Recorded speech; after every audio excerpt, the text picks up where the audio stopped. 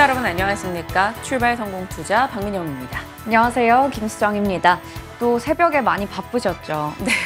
FOMC 회의를 지켜보시느라 시청자분들께서도 또 잠 못 이루셨을 것 같은데요. 우선 연준에서는 예상했던 대로 25bp 금리 인상을 단행했습니다.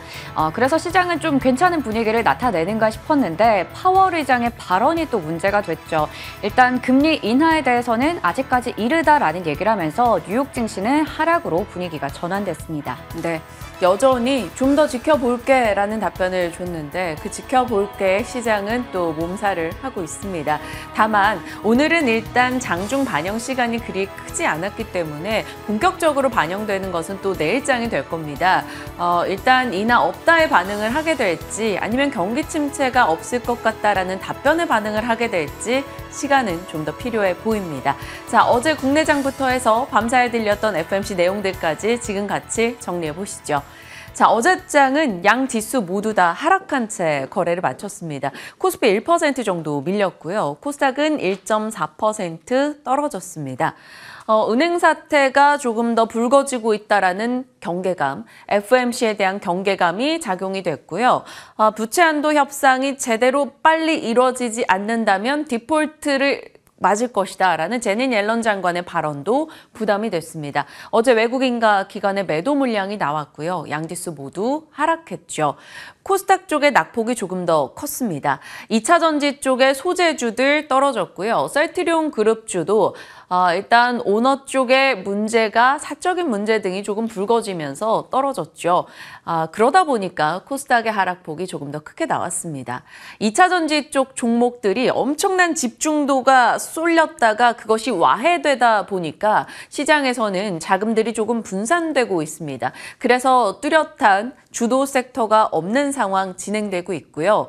다만 그렇다고 해서 이 자금들이 빠져나가고 있진 않습니다.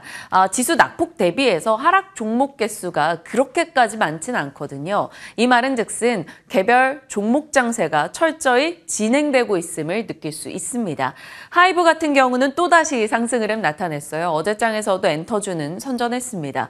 그리고 카카오뱅크 실적 이슈의 6%, DB하이텍도 주주 환원 이슈의 6%. 그러니까 실적에 대한 해석이라던가 개별 호재성이 있는 종목으로는 여전히 자금이 돌고 있다는 게 되겠습니다. 어제 올랐던 쪽은요. 엔터, 미디어, 음식료, 방어적 성격을 가진 섹터가 강했고요. 페라이트, 히토류 종목들도 추가 상승을 나타냈습니다. 떨어진 쪽은 2차 전지, 어제 셀 3사도 그리고 에코프로 그룹주도 낙폭이 조금 컸었죠. 화장품주도 아모레퍼시픽이 급락하면서 영향을 받았습니다. 은행이나 자동차, 조선, 면세점, 원전까지 또 추가 하락이 나왔습니다. 시간 외에서는요, 니켈 관련한 일부 광물 이슈가 포스코 쪽으로 인해서 나오면서 올라가는 모습이 있었고요. 두산 에너빌러티가 실적 내놨습니다. 그리고 기판주들이 시간 외에서 하락을 기록했는데 오늘 이러한 내용들도 잠시 후에 다 같이 정리해 가겠습니다. 자, 페라이트 이야기 어제 정말 귀가 아프도록 들어보셨을 것 같아요. 페라이트라는 것에 대해서 4월 26일, 그러니까 지난주 수요일 아침 이 자리에서 전해드렸던 바가 있었습니다. 테슬라가 탈히토류를 선언하며 페라이트가 그 대체로 부상될 것이다 라고 코멘트가 나왔다고요. 그때 당시 말씀드렸던 종목은 참고용으로 EG, 유니온, 삼화전기, 삼화전자, 한국내화, 한창산업 등이었습니다. 그때 이 삼화전자가 그날부터 해서 260% 정도 급등이 나왔습니다. 어제는 거래가 정지된 상황이고요. 일단은 계속해서 페라이트가 관심을 받았어요. 이걸 보면서 최근 들어서 시장의 테마가 형성되면 계속 반복되는 패턴이 있다는 것을 느꼈습니다. 신생 테마가 이렇게 등장을 하면 물론 스토리가 조금 탄탄한 테마일 경우에요. 그러면 한 2거래일 정도는 대장주와 직접적인 관련이 있을 것 같다라고 여겨지는 종목들의 급등이 나옵니다. 그리고 나서는 사돈의 팔촌주들이 막 등장을 하기 시작해요. 바로 어제였습니다. 사돈의 팔촌주들이 전원 다 나타났어요. 이 페라이트 관련한 시트 특허를 가졌다. 혹은 페라이트 관련한 공정용 필름, 페라이트 관련한 코어, 뭐 이런 제품들을 수출하고 혹은 관련 특허 혹은 그 지분을 갖고 있는 회사를 뒀다. 이런 쪽 종목들까지 전원 상승이었습니다. 보시면 대다수가 20% 그리고 30% 정도 상승도 나타나네요. 한일화학은 잘못됐습니다. 29%입니다. 39% 깜짝 놀랐네요. 자, 그리고 삼화전자 같은 경우는 5월 2일 기준 상승률로 30% 올랐고요. 어제는 거래가 정지됐습니다. 자, 이런 식으로 약 일주일 정도 안에 4톤에 8톤주까지 다 등장을 하게 됩니다. 그리고 나선 일부 종목들이 경고라던가 주의라던가 거래 정지단가 이런 상황을 겪고 나죠. 그리고 다른 쪽에 이슈가 나온다던가 주도주 쪽이 움직이기 시작하면 빠르게 이쪽에서 자금이 회수됩니다. 다수가 약화되는 패턴이 또 나올 수 있다는 거죠. 물론 추가 상승 여력도 있을 수 있겠지만 지금 시장 분위기상은 어느 정도 또 조심하는 게 필요하지 않을까 싶습니다. 일단 페라이트는 산화철에 소량 금속 원소를 섞어서 만든 세라믹 물질입니다. 망간이라던가 이런 것들이 금속 원소를 섞이기 때문에 시장에서는 망간 관련한 종목들도 어제 올랐던 거거든요. 어떤 테마다 왜 올랐는가 정도는 인지하고 계시더라도 지금에 굳이 공격적인 선택을 할 필요는 없지 않을까 싶습니다. 물론 당일 트레이딩으로 대응하시는 분들이라면 뭐 언제나 자유롭게 살펴셔도 되겠지만요. 사놓고 페라이트 핫하대 하면 묻고 가실 분들은 조금은 어려운 시기가 아닐까 싶습니다. 어찌됐건 한 일주일간 가장 핫한 키워드였다라면 페라이트로 정리가 가능하겠네요. 자, 그리고 밤사이 가장 핫했던 내용은 결국 FOMC가 되겠죠. 제롬 파월 연준 의장의 발언 잠시 확인하고 돌아옵니다. Today's meeting, the committee raised the target range for the federal funds rate by a quarter percentage point, bringing the target range to 5 to 5.25%. Our future policy actions will depend on how events unfold. We on the committee have a view that inflation is going to come down, not so quickly, but it'll take some time. And in that world, if that forecast is broadly right, it would not be appropriate to cut rates, and we won't cut rates.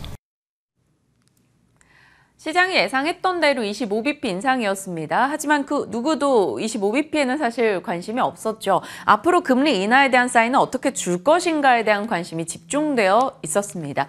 어찌됐건 25bp 올렸고요. 10번째 인상, 2007년 이후 최고치까지 금리는 올라와 있습니다. 투표권 가진 전원 모두가 만장일치로 25bp 인상을 결정했고요. 성명서에서 눈에 띄었던 건 이거죠. 추가적 정책 강화가 적절할 것 같다라는 문구가 삭제됐습니다. 이것은 금리 인상 중단 가능성을 시사하는 내용이죠. 비교적 긍정적으로 받아들일 수 있으나 이 부분까지도 우리는 이미 대략적으로 예상했던 겁니다. 그리고 은행 사태가 경기에 영향이 있었음을 보여주는 크레딧 타이트닝을 다시 한번 언급을 했습니다. 이게 3월 달부터 언급이 되기 시작했던 내용이다 보니까 어찌됐건 은행 사태로 인해서 금리를 조금 올리는 효과 정도를 봤다라는 거고요. 만약에 은행 사태가 더 심각하게 진행된다면 경기에 대해서는 좀 충격이 있을 수 있다라는 점을 이번에 얘기했습니다. 경기와 고용과 물가에는 영향을 준다고요. 어찌됐건 은행 사태는 계속해서 봐야 되는 내용인 게 되겠죠. 자, 그리고 사실 성명서만 공개하고 기자회견은 지난 시간에 했던 것을 다시 돌려도 될 것 같다라는 생각이 들 만큼 좀 비슷한 내용이었습니다. 원론적이었죠. 미국 경제 1년간 상당히 둔화됐고 고용시장은 여전히 강하고 다만 지금 최종 금리 수준에 도달해 있을 수도 있어 라는 뉘앙스도 살짝 풍겼습니다. 하지만 이번에는 인상 중단 논의되지 않았고 그거 6월에도 예상 못하겠다. 경제지표 보면서 결정하자라는 원론적인 얘기였습니다. 아직 금리 인하가 적절하지 않다라고 이야기한 점에 오늘 시장은 조금 초점을 맞췄어요. 그래서 결국에는 하락으로 거래를 마쳤습니다. 그리고 경기 침체에 대해서는 어떻게 전망하냐 했더니 약한 경기 침체는 피할 수 없겠지만 강력한 침체는 오지 않을 것이다 라고 전망했습니다. 그렇다면 결국 이거죠. 경기 침체가 없다면 금리 인하도 없다. 일단은 시장은 이렇게 받아들였습니다. 다만 어느 쪽에 무게를 두게 되느냐가 달라지겠죠. 만약 하루 사이에 침체 없다 쪽에 초점이 맞추고 어느 정도 시간이 지나서 은행 사태가 더 커져서 침체에 영향이 좀 준다면 또 인하 쪽 얘기가 나올 수 있습니다. 어떻게 진행될지는 봐야겠죠. 이번에는 뭔가 뚜렷한 방향을 주지 않은 채 조금 더 지켜볼게 라는 답변으로 정리가 될 것 같습니다. 자, FOMC를 소화해 나가는 과정이었습니다. 다우, 나스닥, S&P 500은 모두 하락한 채 거래를 마쳤습니다. 금리 인하 없을 것이다 라고 얘기하자마자 또 이렇게 낙폭을 키워나가는 움직임 나타났죠. 발표된 데이터들은 고용은 여전히 강했고요. 서비스업 데이터도 좋았다라는 점 확인이 됩니다. 금리 인상 중단 가능성, 인상 중단 가능성으로 인해서 10년물, 2년물 국채금리는 떨어졌고요. 그래서 6월 달 금리 인상에 대한 가능성은 확 줄었고요. 동결 가능성은 또 올라가는 움직임이 나타났습니다. 새로울 거 없는 내용이고요. 유가가 이번 주 가장 눈에 띄네요. 3거래 연속해서 빠집니다. 그래서 10% 이상 하락했고요. 오늘도 한 5% 정도 밀렸습니다. 배럴당 70달러 아래로 떨어지면서 침체에 대한 우려를 조금 반영한 것으로 시장은 풀이를 하고 있네요. 거기다 재고도 증가했다고 합니다. 에너지 관련주들의 하락 이유가 됐고요. 계속해서 지정학적 리스크도 살짝 언급이 나오고 있는데 이에 대한 시장의 반응은 크지는 않았습니다. 섹터별 흐름으로 보죠. 전반적으로 방어적 섹터가 덜 밀렸다라는 걸 확인할 수 있습니다. 눈에 띄는 건 일라이릴리어 6.9% 정도 급등이 나왔습니다. 알츠하이머 치료제 3상이 긍정적이었고 FDA 신청을 한다라는 소식이 들려오면서 주가가 올랐어요. 그 밖에 헬스케어 쪽도 비교적 견조했다라는 거 확인할 수 있겠고요. 빅테크 쪽도 밀리는 폭이 적었습니다. 역시나 시장이 불안할 땐 빅테크가 조금의 안전판이 돼주는 것 같고요. 스타벅스와 AMD가 어제 시간 외에서 실적 냈는데 나름 괜찮았습니다. 그런데 가이던스가 좋지 못했어요. 그래서 오늘장에 두 종목 모두 다 9% 밀렸고요. 오늘 퀄컴이 실적 내놨는데 컨센을 하회하는 가이던스를 제시하면서 시간 외에서 6% 정도 급락하기도 했습니다. 이 부분은 조금 부담이 되겠죠. 눈에 띄는 특징주로 본다면 전력 설비 종목이 강세를 기록하네요. 파월 인더스트리즈가 21% 정도 올랐습니다. 전력 설비, 송배전 이런 쪽의 종목들이 최근에 실적도 괜찮게 나오고 있습니다. 미국도 국내도요. 미국이 괜찮다라는 것은 결국 인프라 사업이라던가 이런 쪽에 송배전을 바꿔가는 흐름이 계속 나온다라는 거고요. 국내에서는 관련한 수출이 잡히고 있죠. 그렇기 때문에 전력 설비 쪽은 지속적인 긍정의 산업이다라고 시장은 파악하고 있습니다. 에너지 쪽은 많이 밀렸네요. 자, 테슬라 이슈 좀 살짝 볼게요. 테슬라가 유럽의 판매 데이터를 공개했는데요. 4월 달에 1분기 대비해서 판매량이 꽤 괜찮았다라는 소식이 들려왔습니다. 스위스를 제외하고 유럽 점유율이 15%에서 21%로 올랐다라는 거죠. 계속 가격 낮췄다 올렸다 낮췄다 하면서 치킨 게임을 걸고 있는 테슬라인데 생각보다 그게 아직까지 전략이 잘 먹히고 있다라는 것이 놀라웠고요. 어제 포드 실적이 있었잖아요. 포드 실적을 살폈더니 정작 매출은 견고했습니다. 그런데 그 내에서 내연기관 부분과 전기차 부분을 따로 떼서 봤을 때 전기차 부분의 마진이 너무 많이 떨어졌습니다. 결국 테슬라의 치킨 게임에 동참한 이 내연기관차 중심의 업체들은 타격이 좀 있었다라는 거죠. 어찌 보면은 내연기관차에서 안정적인 실적으로 전기차 사업부를 메꿀 수 있어서 오히려 긍정적일 수 있다라고 볼 수도 있지만 전기차 쪽의 마진이 깎여나가고 있는 게 너무나 눈에 보이기 때문에 이 부분에 대해서 좀 걱정의 목소리도 나오곤 있습니다. 결국 승자는 누가 될지 궁금해지네요. 테슬라 치킨 게임의 향방도 앞으로 좀 지켜봐야 될 것 같습니다. 자, FOMC보다 더 신경 쓰이는 게 패거스트입니다. 패거스트가 오늘 시간 외에서 매각 검토 이야기가 나왔습니다. 은행 사태 일지가 하나 또 추가되는 걸까요? 시간 외에서 패거스트가 50% 이상 폭락하고 있었고요. 웨스턴 얼라이언스나 메트로폴리탄 커머셜 등의 다른 지역은행 종목들도 시간이 갈수록 낙폭을 키우는 흐름이 나왔습니다. 이 부분이 오늘 우리장에 조금 더 영향을 주지 않을까 살짝 걱정스러운 대목이네요.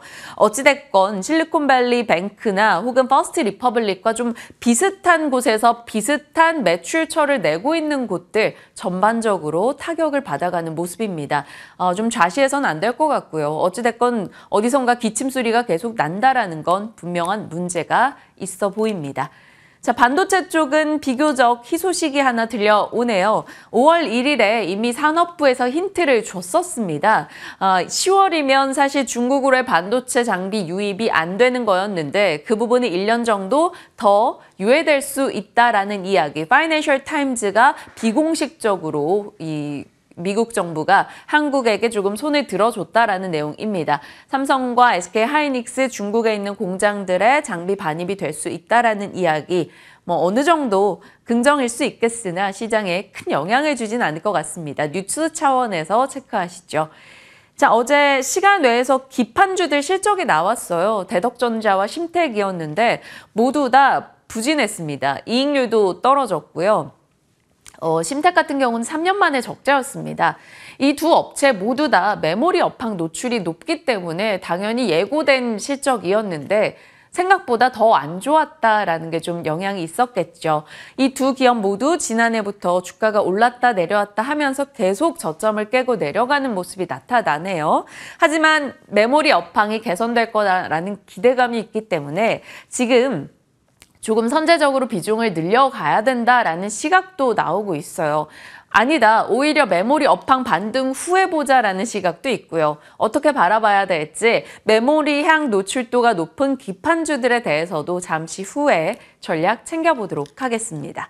산업 뉴스입니다. 일라이릴리 앞서 말씀드린 대로 폭등이 나왔었죠. 치매 치료제 관련해서는 국내에서 이런 종목들 거론이 되고요. 방산 뉴스는 계속 나오니까 체크 차원에서 확인하시죠.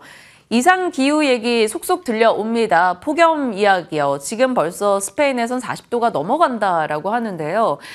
이게 엘니뇨가 이번에 올 가능성이 굉장히 높아져 있습니다. 그렇다면 폭염이 정말 심각하게 진행이 될 수 있다는 거겠죠. 기록적인 폭염한다면 관련주로는 이렇게 엮이긴 하는데 아직까지는 조금 국내 체감도가 낮기 때문에 체크용으로만 확인하시길 바랍니다. 자, 여러 뉴스들 들어봤고요. 이제 자세하게 종목과 섹터로 가볼까요? 네. 오늘 준비한 섹터는 방산 섹터가 되겠습니다. 방산주는 대표적인 정책 수혜주이기도 하고 여러 모멘텀을 안고 오늘 방산주가 아니라 원전주인데요. 원전이죠. 네. 제가 순간 헷갈렸네요. 원전주는 대표적인 또 정책 수혜주이기도 하고 여러 가지 모멘텀을 안고 잘 갔던 종목이기도 한데요. 최근 한 달 동안 굉장히 좀 부진한 모습을 나타냈습니다. 원전주에 대해서 자세하게 짚어보도록 하죠. 자, 먼저 원전에 대해서는 앞서 얘기드렸듯이 정부에서는 굉장히 우호적인 시선을 보내고 있습니다. 정부의 원전을 바라보는 시각부터 한번 돌아보도록 하겠습니다. 현 정부의 110대 국정과제 중에 하나가 탈원전의 폐기가 될 텐데요. 원전 수출과 생태계 복원에도 가속화하겠다라는 그런 목표를 내놓고 있죠. 중단되어 있는 원전을 계속 운전할 수 있도록 허가를 하고 해외에서 원전 수출을 적극적으로 추진하겠다라는 것들이 주요한 골자가 되겠습니다. 지난 1월에는 이렇게 전기본 제10차를 발표하기도 했었는데요. 이제 석탄과 LNG의 비중은 계속해서 줄여가고 원전의 비중을 2036년에는 34%까지 확대하겠다라는 이야기를 밝혔습니다. 그리고 앞서 고리 2호기가 운전이 중단이 됐었잖아요. 그때 시기를 좀 놓쳤던 바가 있었기 때문에 그런 케이스를 이제는 막기 위해서 신한울 3, 4호기를 재개하겠다라는 것도 밝히고 있습니다. 이렇게 하면서 2030년까지는 원전의 10기 수출을 목표로 하고 있고요. 수출 전략 추진위도 꾸려서 지금 폴란드나 체코 등에서 활발하게 수주 그리고 수출 전략들을 펼치고 있는 상황입니다. 그런데 원전주들 왜 이렇게 다운되어 있을까요? 일단 어제장에서도 일제히 빠졌습니다. 우진 빼고는 거의 다 하락한 걸 확인할 수가 있었고요. 4월 한 달 동안 한번 체크를 해보니까 우진도 11% 빠졌고 에너토크도 10%가량 그리고 한전, KPS, 서전기전, 보성파워텍, 일진파워 등등의 종목들 모두 다 부진했습니다. 두산 에너빌리티가 그나마 1%가량 소폭 하락했고 우리기술도 5% 가까이 상승하는 등 그래도 시장 대비해 에서 견조한 흐름을 나타냈지만 전반적으로 원전주들의 분위기는 좋지 않았습니다. 하지만 불과 한 달 전만 해도 원전주에 대해서 정말 긍정적인 뉴스가 많이 나왔고 3월 30일에 전해드렸던 브리핑 내용이거든요. 보시면 윤석열 정부에서 원전 기자재 수출의 활성화 방안을 내놓았다라는 뉴스가 전해지면서 원전 기자재 수주 5조 원을 2027년까지 달성하겠다라는 목표를 내걸었던 부분 기억하실 겁니다. 그러면서 한국의 기자재 업체들의 공급망 진입 기회가 계속해서 올라가면서 관련주들이 수혜를 누릴 수 있다라는 부분 짚어드렸고요. 이 원전 중소기업 100개 정도를 6월에는 이제 추려서 양성을 하겠다라는 부분도 밝혔습니다.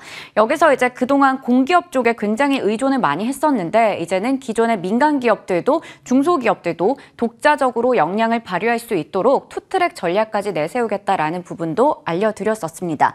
여러 가지 모멘텀들을 안고 잘 가다가 이제 4월 한 달 동안 쉬어간 건데요. 뭐가 문제였을까요? 작년 10월에 한수원과 폴란드 간에서 이렇게 원전 수출과 관련한 이런 계약 체결이 있었잖아요. 그때 이제 나온 내용이 현지 퐁투누프 지역에 한국형 원자로를 활용해서 원전 2기를 건설하는데 관련된 협력 의향서를 맺었습니다. 그리고 이제 본계약 체결을 위해서 여러 가지 지분율을 논의하고 있는 상황인데요. 갑자기 미국의 웨스팅하우스가 한국의 원전 수출에 잇따라 견제를 하기 시작합니다.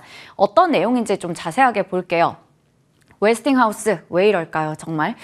일단 웨스팅하우스에서 지금 한국에서 하려는 건 미국의 수출 통제 그리고 국제법에 위반되는 거라서 한국은 폴란드 쪽의 원전 사업을 할 수 없다 이런 얘기를 하고 있었습니다. 지금 지재권에 대해서 소송을 했고요. 거기에 이어서 폴란드 언론 쪽에서도 역시나 이러한 인터뷰를 하면서 의견을 좀 강력하게 얘기를 하고 있는 건데요. 한수원 측에서도 강력하게 반발을 했습니다. 지금 웨스팅하우스 측의 사전 동의 없이 수출은 가능한 부분이다. 기존의 이 원자로 같은 경우에는 개발 초기에는 물론 그 모델에서 좀 도움을 받은 건 있다. 하지만 현재 모델은 완전히 한국에서 독자로 개발했기 때문에 미국의 수출 통제 대상이 아니다라고 이야기를 하고 있습니다. 지금 사실 웨스팅하우스는 이번이 처음이 아니에요. 2009년에도 한수원 쪽에서 아랍에미리트 쪽의 원전을 좀 건설을 하려고 할 때 그때도 역시나 지재권 관련해서 문제를 제기한 바 있었습니다. 워낙에 국내에서 지금 뭐 폴란드나 체코나 영국 같은 여러 나라에서 원전 수출 사업을 활발하게 하고 있다 보니까 미국 쪽에서 이를 견제하기 위해서 기선제압에 들어간 것이다라는 이야기도 나오고 있습니다. 이렇게 한수원 측에서 즉각 반발을 했음에도 불구하고 불확실성이 더 커지고 있고 우려가 전망된다라는 목소리가 나오고 있는 건데요. 우선은 한국과 미국 간의 정부 간에 해법을 모색해봤지만 여기서도 좀 뚜렷한 방안이 나오지 않았습니다. 그렇기 때문에 당장 체코나 폴란드 쪽에서 수출 과정에 부담이 될 것이다라는 이야기 나오고 있습니다. 이 뉴스가 전해지면서 원전주들이 최근에 기대감이 순식간에 걱정으로 바뀌면서 주가가 많이 밀리고 있는 상황입니다. 그런 반면에 하나의 호재가 될 만한 뉴스가 전해졌는데요. 어제 시간외 거래에서 두산 에너빌리티가 2% 이상 올라갔습니다. 실적을 냈는데 원전 덕분에 실적이 굉장히 잘 나왔기 때문인데요. 매출도 전년 동기 대비해서 35% 늘어났지만 무엇보다 영업이익이 전년 동기 대비해서 90%나 증가했습니다. 두 가지 크게 이유를 체크해 볼 수 있는데요. 수주 행진을 이어가고 있죠. 1분기에는 보시는 것처럼 거의 3조 원에 가까운 신한울 3, 4호기 주기기 공급 계약을 맺었습니다. 거기에다가 카자흐스탄 쪽에서도 복합 화력 발전소 관련해서 건설공사 계약을 체결했고요. 1조 원 이상입니다. 그리고 2분기에도 여러 가지 지금 추가 발굴할 수 있는 부분들이 많아요. SMR이나 대형 가스터빈의 실증, 그리고 해외 EPC 프로젝트, 신재생 서비스 사업 등등 기다리고 있는 모멘텀들 많습니다. 그리고 올해 수주 목표가 8조 원 이상인데 이를 달성하기 위해서 꾸준히 적극적인 노력을 펼치겠다라는 부분 증명이 됐습니다. 그래서 앞으로 중장기적으로 봤을 때도 이익 개선이 기대된다라는 이야기가 있고요. 그리고 두산 밥켓이나 두산 퓨얼셀도 앞서 체크해봤듯이 실적이 잘 나왔잖아요. 이 핵심 자회사들의 호실적까지 두산 에너빌리티의 실적을 견인하게 됐습니다. 그리고 최근에 이런 뉴스가 하나 있더라고요. 이 최대 기관 투자자인 국민연금에서 지금 경기 침체라던가 소비 심리가 워낙에 안 좋다 보니까 백화점이나 주류주 같은 소비재 쪽의 비중을 줄이고 두산 에너빌리티와 IT 쪽의 비중을 늘리고 있다라는 기사를 찾아볼 수 있었는데요. 보시는 것처럼 국민연금의 지분율에 현대백화점, 하이트진로 등등의 종목들 지분율이 줄어들었습니다. 반면에 두산 에너빌리티 지분이 1%포인트 늘었고요. LG이노텍도 마찬가지였거든요. 있거든요. 이 부분도 한번 주목할 필요가 있을 것 같아요. 두산 에너빌리티의 박지원 회장은 글로벌 SMR 파운드리로 만들겠다라는 이야기를 했습니다. 지금 두산 에너빌리티는 역시나 모멘텀 여러 가지 가지고 있잖아요. 미국의 엑스에너지와 함께 협력을 논의하기도 했었고 미국의 뉴스케일 파워와 함께 또 SMR 관련해서 양해각서를 체결하기도 했습니다. 여러 이슈를 안고 있는 상황에서 좀 기대해 볼 수 있지 않을까라는 생각도 들고요. 또 지난주에 윤 대통령이 미국을 방문하면서 이렇게 한국의 소형 모듈 원전을 건설하겠다라고 미국의 뉴스케일 파워가 얘기를 했습니다. 이게 또 한미 SMR 동맹의 첫 성과로 좀 가시화될 것 같다라는 이야기 나오고 있는데요. 한국과 미국의 SMR 드림팀이 만들어진 겁니다. GS 에너지와 두산 에너빌리티, 삼성물산이 협력한 건데 미국의 뉴스케일 파워 기술력으로 1등이라고 또 평가를 받고 있는 회사가 SMR을 설계를 하면 두산 에너빌리티가 이를 바탕으로 제조를 하고 공급을 해서 마지막에 삼성물산이 전체 시공을 하게 되는 그런 과정인데요. 여러 가지 이런 좋은 모멘텀, 호재도 있지만 일단은 원전주에게 수출에 있어서 굉장히 지금 적신호가 들어온 상황이기 때문에 이 부분을 좀 염두하면서 갈 길이 멀어 보이는 원전주, 투자 방향 어떻게 잡아볼지 얘기 나눠보겠습니다. 참 속상한 건 기대감이 굉장히 컸었다가 이게 또 실망감으로 바뀌면서 많은 분들의 마음을 좀 상처를 준 섹터가 아닐까 싶기도 합니다. 원전에 대해서 우리가 갖고 있는 기술력은 분명 긍정적인데 세일즈가 지금 좀 막혀있다라는 느낌이 드네요. 어떻게 대응을 해야 될지 많은 분들 궁금해하시는 만큼 전략 챙겨보겠습니다. 자, 시장에 대한 이야기까지 해서 지금부터 같이 나눠갈게요.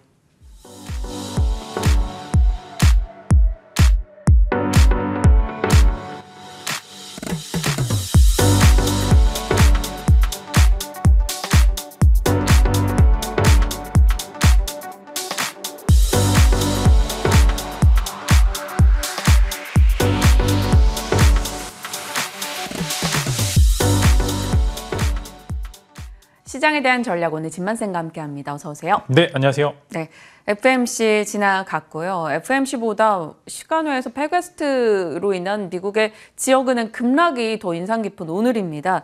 시장 FMC 내용과 이 지역은행 사태들 어떻게 파악해야 될지 대응책 좀 주세요. 네, 일단 파월 의장의 인터뷰 정리를 좀 해보면은 아직 인플레이션을 이제 원하던 바 이제 2%. 즉 이제 저희가 FOMC 좀 집중해서 본 지도 거의 1년이 다 되는 것 같아요. 네, 일단 지금은 좀 이제 이전만큼의 좀 강한 파급력은 없는 것 같은데 그럼에도 여전히 시장 파급력은 존재를 하고요. 파월 의장 이야기 간단하게 정리를 해보면은 그 안의 내용에서 아직 금리 인상을 추가적으로 할 수도 있다라는 그런 이제 뉘앙스로 이야기를 했고요. 즉 이제 상황을 좀 지켜볼 건데 당장 다음번 이제 FOMC가 아니라 다다음번 FOMC에도 동결 후에 인상 가능성도 충분히 있다라는 점에서 한 번 정도 시장이 좀 들썩들썩이었고요. 그다음에 금리 인하 가능성에서 올해는 금리 인하는 좀 힘들 거고 금리 동결은 지켜보자. 즉 이제 사실 이전들의 발언과 크게 다르진 않습니다. 즉 상황 보고서 상황 괜찮으면은 금리 인상 안 할 거고 상황이 인플레이션이 꺾이지 않는다라고 하면 언제든지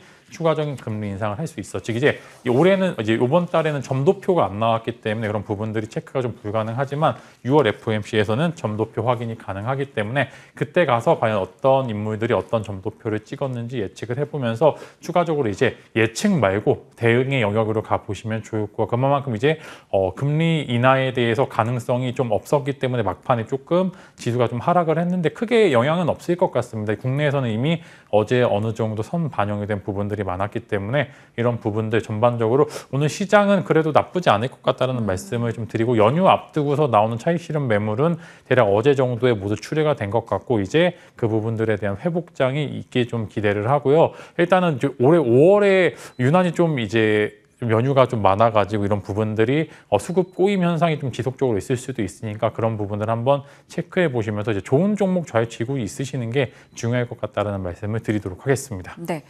시장이 2차 전지 쪽이 조금 와해되다 보니까 자금이 어디로 갈지 몰라서 고민하다가 신생 테마를 발견한 게 페라이트입니다. 그래서 페라이트 관련주들이 정말 난리가 났어요. 일주일 안에 100%도 많고요. 이 종목들 어떻게 해요? 그냥 지켜보면 되는 거예요? 내 거 아니다 생각하고 봐야 될까요? 저는 지금은 좀 늦은 것 같다라고 좀 생각이 되고 있고요. 저는 휘토류 관련 테마는 계속적으로 좀 이어질 수 있다라고 좀 코멘트 드리고 싶은데 페라이트는 지금 단기 시세가 너무나 강합니다. 그만큼 이제 쉬어가지 않고 강하게 올라갔다는 거는 그 끝에서 나오는 거래량 터진 음봉은 조심해야 될 필요가 있고요. 아마 오늘 어느 정도 이제 대장주들이 좀 시초가에 올랐다가 이제 매물이 강하게 추리할 것으로 예상이 되고 있기 때문에 사실 대장주 잡는 거 아니고 이제 새로운 이제 테마성 이슈, 페라이트 테마를 갖고서 올라가는 종목들은 윗꼬리를 오늘은 조금 조심해야 될 필요가 있다는 말씀 드리면서 페라이트 관련주들 지금 예전에 사업 영역을 보면서 페라이트 관련 사업한 종목들까지 조금씩 시세가 내고 있는데 오늘은 정말로 조심하셔야 되는 오늘 대장주들이 여기서 더 오르면 이제 정지나 이제 단일가 들어가기 때문에 이런 부분들이 매물출의 가능성 굉장히 크기 때문에 오늘 시초가에 정리해 보시는 게 좋을 것 같다라는 의견을 좀 제시를 드리도록 하겠습니다. 네. 강하게 올라간 종목들은 또 그만큼 경고라던가 주의가 붙을 수 있습니다. 그러고 나서 다음 또 누가 가느냐 한 번 더 한 텀 쉬고 움직임을 보기 때문에 패턴들이 나름 좀 잡혀 있으니까요. 테마주 잘 대응하시길 바랍니다. 자, 이제 원전 쪽이요. 최근에 많은 이들의 좀 마음에 상처를 준 섹터라고 봐야 될까요? 원전주 들고 계신 분들 좀 마음고생이 심한 것 같아요. 단기간 안에 좀 기대가 실망으로 바뀌었는데 좀 문의도 많이 있었을까요? 원전주 혹시 갖고 계신 분들이 어떻게 전략해야 될까요? 이런 거? 네, 제가 이제 토요일 방송은 상담도 일부 전화로 이제 진행을 하는데 두산에너빌리티 물리신 분들 굉장히 많고요. 원전주들 물리신 분들이 굉장히 많은데 눈 떴다 감았는데 이제 요즘 마이너스 15%, 20%가 일상인 이제 그런 상황이 되어 버렸고요. 이제 원전주 제가 지난주부터 이제 말씀드렸던 게 조용할 때 사서 가장 시끄러울 때 팔아야 된다고 말씀을 드렸고요. 그만큼 방미 성과에서 어떤 액션들이 안 나왔기 때문에 그런 부분들이 강하게 매도 차익으로 좀 나오고 있는 것 같습니다. 거기 추가적으로 기관의 매도세도 강하게 붙고 있는 것 같고요. 근데 원전에 대해 즉 신재생 에너지가 전반적으로 비슷한 흐름을 보여주고 있는데 그 결과에서 돌아서 또 이슈들이 나올 겁니다. 이제 하락이 시작이 되면서 이제 또 다시 당분간 또 소외 섹터로 자림을 하게 될 것 같아요. 그때 다시 매수하시게 된다고 하면 좋은 결과를 좀 얻을 수 있어요. 결국에는 지금 이제 나오고 있는 여러 가지 부정적인 이슈들이 새로운 이슈들이 아닙니다. 지난번에도 나왔던 이슈들이 부각이 되면서 강한 차익 실현 매물을 낸 거지 아예 새롭게 나온 악재는 아니다라는 이야기입니다. 그다음에 오늘 일단은 이제 반도체 관련해서 좀 긍정적인 기사가 나오고 있는데 이게 일부 방미의 성과라고 저는 생각을 하고 있습니다. 그래서 어느 정도 빈손으로 왔다라기보다는 실무진과의 협의를 통해서 추가적으로 나오는 액션들이 있을 것 같기 때문에 분명히 저점 매수를 잘하게 된다라고 하면 혹은 추가 매수를 잘하게 된다라고 하면 빠르게 수익으로 전환될 수 있을 만한 섹터도 원전이기 때문에 이제 또 이번 주 지나게 되면 다음 주에 또 원전에서 소외 섹터가 들어가겠죠. 그럼 또 조용한 이제 섹터로 자리매김한다라고 하면은 그때 가서 추가 매수나 이제 아니면은 이제 신규 매수를 하셔도 된다라는 말씀 드리겠고 어제 두산에너빌리티 실적 잘 나왔었기 때문에 오늘 어느 정도 회복장이 있을 것으로 예상이 됩니다. 관련한 원전 섹터들 어느 정도 바닥권을 다지게 된다라고 하면은 여러분들에게 또 하나의 좋은 먹거리가 될 수도 있을 거다라는 생각과 함께 너무 걱정하지 말자라는 의미에서 원전 섹터 갖고 계신 분들 한번 잘 보시길 바라도록 하겠습니다. 네. 워낙 많은 분들이 좀 문의를 주셨던 섹터기도 해서 정리를 좀 해봤습니다. 자, 그리고 기판도 보죠. 워낙 개별 종목 장세가 좀 짙다 보니까 섹터 브리핑보다는 실적 나온 종목들 위주로 좀 오늘 정해봤고요. 기판주 어제 대덕전자와 심택이 실적 내놨는데 안 좋을 거 예상했는데 생각보다 좀 더 안 좋았습니다. 항상 그렇잖아요. 요즘 메모리와 엮여있는 쪽의 실적들은 다 안 좋은데 오히려 실적 내놓고 정말 안 좋았으니까 이게 바닥이다 이런 심리도 살짝 생기거든요. 심택과 대덕전자 필두로 기판주 어떻게 보세요? 네, 전 차라리 잘 됐다고 생각합니다. 안 좋을 거였으면은 아예 확 안 좋은 게 더 낫죠. 아예 애매하게 해서 이제 그 2분기까지 실적을 걱정하는 것보다는 아예 확 무너져서 이제 그 부분들 다음번에 이제는 여기서 바닥을 찍었다라는 그런 이제 전략을 짜시고 가시는 게 좋을 것 같고요. 전반적으로 적자 전환한 기업들도 있기 때문에 그런 부분들이 지금 현재 상황에서 부담은 되는 건 맞으나 주가를 보시면 또 생각보다 그렇지는 않습니다. 또 어느 정도 반도체 업황에 대해서 바닥을 찍었다라는 게 대부분 의견이고요. 일단 뭐 D램이나 기판 쪽 이제 코멘트 드리자라고 하면은 하이닉스가 컨퍼런스 콜에서 이야기를 대략 많이 했습니다. 그죠, 이제 DDR5 일단 기대를 했는데 생각보다 이제 뭐 매출도 잘 안 나오고 있는 것 같고 양산도 조금 힘든 부분들이 좀 있다. 그러나 일단은 D램에 대해서 전체적으로 재고가 줄게 되는 시점이 2분기는 돼봐야지 좀 갈 것 같고 최소 3분기는 돼봐야지 이제 재고에 대해서 꺾여 나가는 부분들이 있을 것 같다라고 코멘트 드렸기 때문에 이것이 반영되는 시기가 일단은 2분기다라고 저는 생각합니다. 즉 지금은 짧게 방망이를 짧고 대응을 하시다가 2분기 되기 전에서부터 어느 정도 조정이 나오게 된다라고 하면 그때 신규 매수해 보시면 좋을 것 같고요. 결국에는 반도체든 기판이든 같은 사이클 산업이기 때문에 결국에는 그 한 번의 기회가 올 것으로 생각이 됩니다. 그래서 이제 두 가지 전략을 쓰셔야죠. 짧게 트레이딩 전략 하나와 그다음에 초장기 전략. 제가 지난주에 말씀드렸던 부분들 있죠. 반도체 부분들은 아예 짧은 구간을 먹는 트레이딩 전략과 그다음에 아예 초장기 전략 두 가지 같이 혼용하셔도 충분히 시장에서 우수한 수익률 거둘 수 있으시기 때문에 지금 현재 반도체 분위기는 나쁘지 않고 오늘 긍정적인 기사와 함께 어느 정도 또 반등에 성공할 것으로 예상이 되니까 이럴 때 또 한번 오르게 되면 또 매도하시고 다시 조정 때 매수하시는 전략. 하지만 이제 길게 보는 이제 그런 종목들도 한두 개는 갖고 있으시길 바라도록 하겠습니다. 네, 알겠습니다. 자, 이제 집만 스픽을 열어보겠습니다. 힘받는 반도체 낙관론에 기대볼 종목으로 두 개를 좀 가지고 오셨어요. 하나씩 소개를 해주시죠. 네, 일단은 뭐 종목보다는 기술적인 부분들을 좀 먼저 봤고요. 한번 쭉 올랐다가 조정 이후에 쭉 어느 정도 직전 고점을 터치를 할 수 있는 종목군들 위주로 가져와 봤고요. 저는 일단 DB하이텍과 HPSP 두 종목 가져와 봤는데 뭐 둘 다 이제 DB하이텍이 워낙 유명하기도 하고 이제 관련해서 뭐 소액주주 관련된 경영권 분쟁 이야기도 있는데 그래도 딱 돌림목에서 잘 돌렸다라는 게 두 종목의 좀 특이점인 것 같습니다. 그래서 DB하이텍 먼저 우선적으로 실적이나 여러 가지 모멘텀 반도체 대부분 다 비슷한 모습을 보여주고 있는데 업황에 대한 전반적인 기대감을 보여주고 있다는 점에서 한번 관심을 가져보시면 좋을 것 같고요. HPSP는 지금 기관의 매수세가 굉장히 강하게 나타나고 있는 모습을 보여주는데 딱 돌림목에서 전반적으로 그 수급 자체가 지금 메마른 상황에서도 잘 나타나는 기업들은 분명히 돌림목이 있었을 때 한번 고점 찍고 조정이 나왔기 때문에 직전 고점 근처까지는